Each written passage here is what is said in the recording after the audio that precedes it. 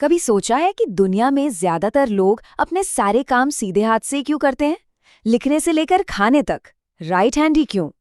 ये एक ऐसा सवाल है जिसके जवाब में साइंस, हिस्ट्री और कई मजेदार कहानियां छिपी हैं। चलिए आज इसी मिस्ट्री को सॉल्व करते हैं। पूरी दुनिया की आबादी में से सिर्फ 10% लोग लेफ्ट हैंडेड होते हैं। सोचिए, हर 10 में से 9 लोग राइटी हैं। तो आखिर 90% आबादी एक जैसी क्यों है? ये कोई छोटा मोटा इत्तेफाक तो हो नहीं सकता, है ना? तो सवाल ये उठता है कि इस 90-10 के स्प्लिट के पीछे का राज क्या है? क्या ये हमारे अंदर ही है, मतलब हमारी बॉडी की बनावट में, या फिर कोई और ही चक्कर है? चलिए इसका जवाब साइंस में ढूंढते हैं। ओके, तो इस पहेली को सुलझाने के लिए साइंस हमें कुछ बड़े ही जरूरी सुराग देता है। चलो एक एक करके इन साइंटिफिक सबूतों को समझते हैं। सबसे पहला क्लू तो हमारे ब्रेन के अंदर ही छिपा है।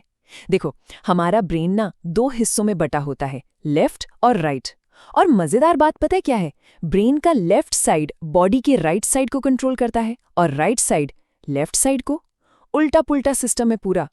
तो जो लोग लेफ्ट हैंडेड हैं उनका राइट ब्रेन ज्यादा एक्टिव या डोमिनेंट होता है। सिंपल, यही है हैंडेडनेस का पहला कनेक्शन। लेकिन सवाल अब भी वही है, ये कैसे डिसाइड होता है कि ब्रेन का कौन सा पार्ट डोमिनेंट होगा? इसका जवाब है हमारे डीएनए में। बेसिकली जो जीन्स हमें अपने पेरेंट्स से मिलते हैं वो हमारे ब्रेन के डेवलपमेंट का पूरा ब्लूप्रिंट होते हैं।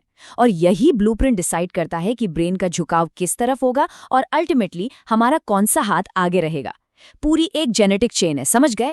पर रुकिए, कहानी सिर्फ जेनेटिक्स पर खत्म नहीं होती, कुछ और भी मजेदार थ्योरीज हैं। एक एवोल्यूशनरी थ्योरी कहती है कि सोचो, पुराने जमाने में जब ग्रुप में लड़ाई होती थी या मिलकर काम करना होता था तो सबका एक ही हाथ यूज करना ज्यादा फायदेमंद था। टीम वर्क, एक और थ्योरी के मुताबिक शुरुआती इंसानों ने जो पत्थर के औजार बनाए वो राइट हैंड से इस्तेमाल करने में ज्यादा आसान थे। और हाँ, सोशल प्रेशर, उसे कैसे भूल सकते हैं? आज भी कितनी जगहों पर बच्चों को फोर्स किया जाता है कि सीधे हाथ से ही लिखो।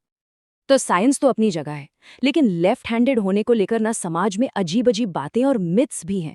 तो चलिए अब जरा इन मिथ्स का पर्दाफाश करते हैं और देखते हैं कि सच क्या है और झूठ क्या। एल्बर्ट आइंस्टाइन, बिल गेट्स और क्रिकेट के गॉड सचिन तेंदुलकर, इन सब में एक चीज कॉमन है। क्या? ये सभी लेफ्टीज हैं।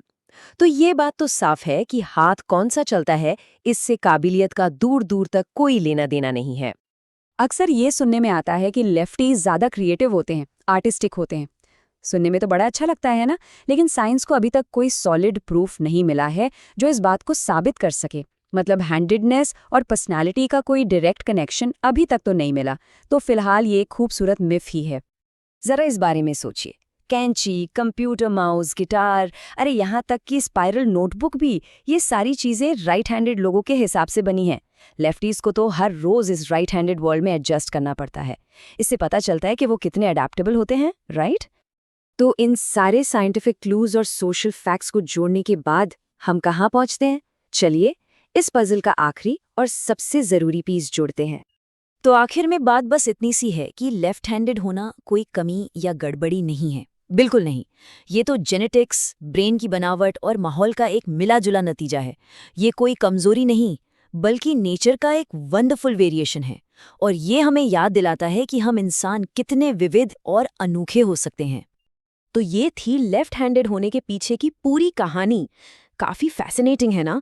अगर ऐसी ही और दिमाग घुमा देने वाली मिस्ट्री सॉल्व करनी है तो चैनल को सब्सक्राइब जरूर करें। मिलते हैं अगले एक्सप्लेनेशन में। Explained simply.